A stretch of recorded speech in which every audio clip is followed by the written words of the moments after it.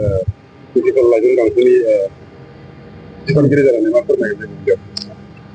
जोंनि बिबानगिरि एकदम कास्टम बिथांमोना बिराद स्ट्रं दा नोंथाङा मा फोरमायो फैगौ जोंनि जिथु बिसायख'थि जानो थांगासिनो दङ दा बे बिसायख'थियाव जों इउपिपिएल दोलो हिसाबै जों बिराद सान्थिपूर्ण जों गेलेगोन बा गेलेगोन आरो जोङो खुनु रावखौबो खहा खालामालासिनो रायजो राजा मोजांनि थाखाय बयबो जों सान्थिपूर्ण जों गेलेगोन आरो जों इउपिपिएल दोलो हिसाबै जिहेतु रायजो राजा बयबो मोजां मोनो जोङो 100% जों देरहागोन आरो सरकाराव जों इउपिपिएल दोलोआनो सरकारखौ दागोन आरो बिथांमोननि जिथु कास्टमार बिक्रम दैमारिमोन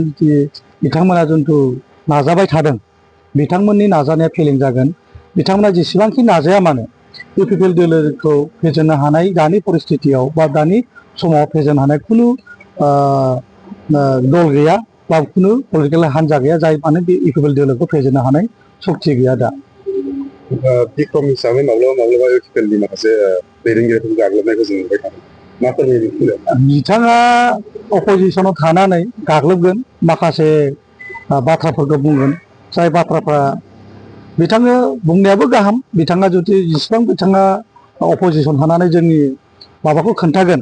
जेसेबां जोंहा खामानि मावनो सुबिदा जागोन बिथाङा जुदि माबाफोर जुदि नुदोंबा जोंनि थाखाय सुबिदासिन खामानि मावनो थाखाय थ' बिथांखौ आं खावलायगोन बिथाङा जुदि इयुथ लिडार हिसाबै मोजां जाहाथे नोङो फिल'सफि बा आइडियलजिखौ बाहायना जाहाथे बिथाङा जाहाथे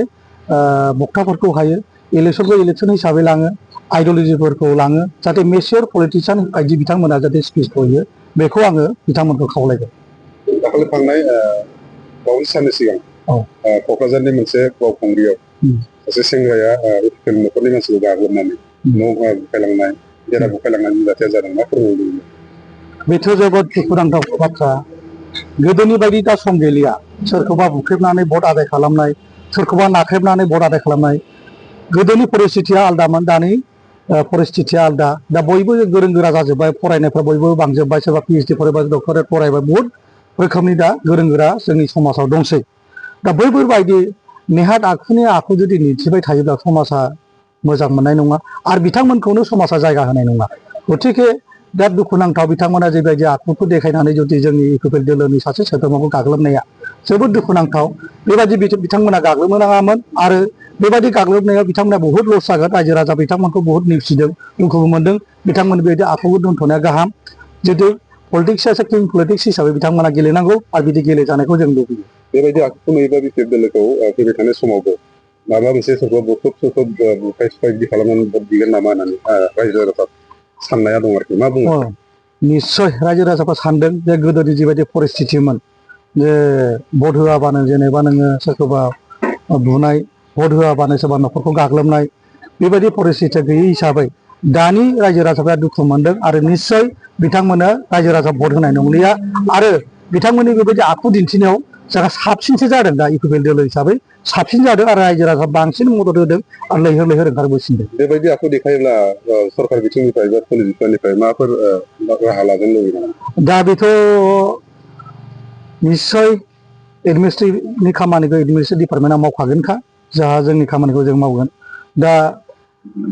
बेफोर गिदिर गोलावफोरनि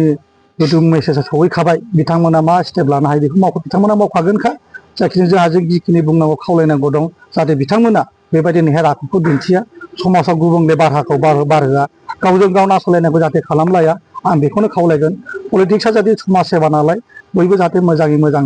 गेलेयो पलिटिक्स गेलेयो आं बेखौनो खावलायगोन आरो राजनितिनि बारा बारबाय जिहेतु दा बयबो गावबागाव दोलो हिसाबै बिसायख'थि हिसाबै रिभिउ खालामगासिनो दं नोंथांमोननि समस्यायावबो दा इउपिपिएल हिसाबै खालामगासिनो दं माबायदि भट लानानै देरहाथाव नुदों नोंथांमोन जोंथ' एबसुलुट मेजरिटि लाना देरहागोन दिनै जोङो नायदो नोङो चन्दन सारनि जिथु समस्ति काजलगाव समस्ति ओरैबायदि मोजां समस्ति दोहौआनो आलादा रोखोमनि जायनि फलाव बिथांमोनहा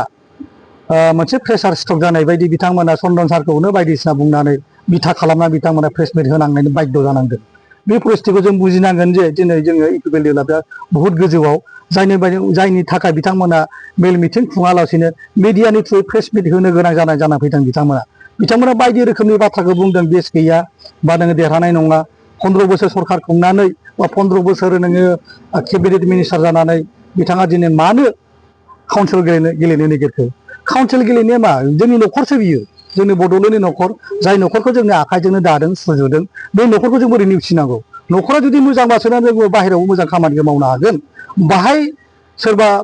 15 बोसोर आसामनि केबिनेट मिनिस्टार जानानै दिनै काउन्सिल गेलेनो बाध्य जाबाय बेफोरबायदि बाथ्रा नङा बे जाबाय जोंनि न'खराव जोङो गेलेनाया जोंनि माबा जुदि बेयावनो जुदि टन्डन सार मोनानो काउन्सिलखौ बानायनानैबो जुदि बावनो जुदि इलेक्सन गेलेयाब्ला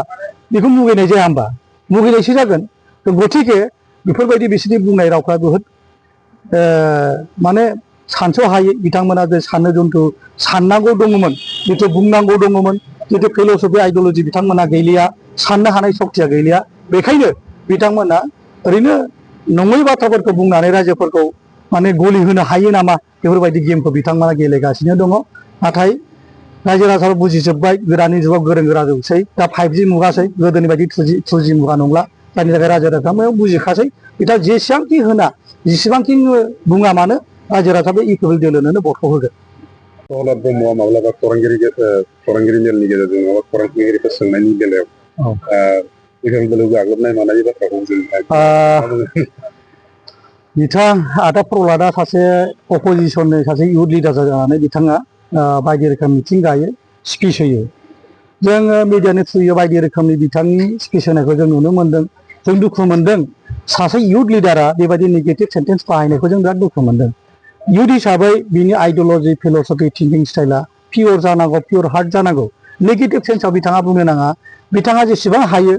माने आइडल जानांगौ इउथनि आइकन जानांगौ आइडल जानांगौ बिथाङानो जुदि इउथ लिडार जानानै जुदि नेगेटिभ खोथाफोरखौ बाहायबाय थायोब्ला जोंनि इउथ लिडारफ्रा मा जागोन बा इउथआव जाय इयुननि गथ'फ्रा मा जागोन गथिखे आं खावलायगोन आदा प्रहलादआ बिराद मोजां मानसि स्पिचफुल पावार दं बिराद बुंनो हानाय हां लायालासिनो बिथाङा स्पिचखौ होनो हायो खाथ'वालासिनो स्पिकिं पावारबो दङ आं खावलायगोन आदा प्रहलादखौ जाहाथे बिथाङा नेगेटिभ माइन्डसेटखौ गारनानै पजिटिभ सेन्सआवहाय मेसियर पलिटिशियान बायदि बिथाङा जाहाथे स्पिचखौ होयो बक्ताखौ होयो आं बेखौ बिथांखौ खावलायगोन माब्लाबा बिथाङा बर'नि जातीय संगठन बर' साहित्य सभानिफोर बायदि बायदि बर'नि माखासे दोलोफोरखौ बिथाङा गाग्लोबनाय दा राजनितिक एंगेलजों बिदि नायोब्ला मा बुंगोन आंथ' बेखौनो बुंगोन बिथाङा जाहाथे जोंनि बड'लेण्डआ मोनसे फिसा काउन्सिल जों जब रायजो जों जयैनो बिदा फंबाय अनलायनानै रायजोखौ जानांगौ दा गावजों गाव जुदि बुख्रुबबाय सुख्रुबबाय जायोब्ला सिनियर लिडारफोरखौ जुदि नोङो बेबायदि बुङोब्ला नाख्रेबोबा दुखुनांथाव आरो गिदिरफोरखौ सनमान होनांगौ बिथांमोननि दिनै दैदेननायाव दिनै काउन्सिल जादों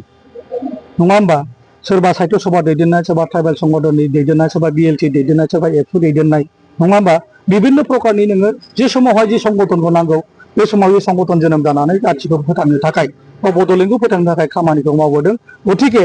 आंनि खावलायनाया बेनो बिथांमोननि जेरखम नोङो स्कुलाव फोरोङो स्कुलावबो जों जेब्ला हाबजेनो फोरोङो जे महात्मा गान्धीनि बोसोनजों सोलि सोरबा मानसि गिदिर गोलावनि बोसोन लानानै सोलि दा बिसोरबो जोंनि साफा बिसोर बोसोनगिरि दा बिसोर बे बोसोनगिरि बिथांमोनखौ सनमान होनांगौ बिसोरनि जिथु लामा दिन्थिनाय बे दिन्थिनायजों सोलिलांनो हायोब्ला जोंनि बर'ना समायनासिन जागोन आरो इयुन जोलैना क्लियार माइन्डजों पियर हार्टजों बिथांमोना फैगोन बेखायनो आं खावलायगोन जाहाथे बिथाङा बेबायदि जाहाथे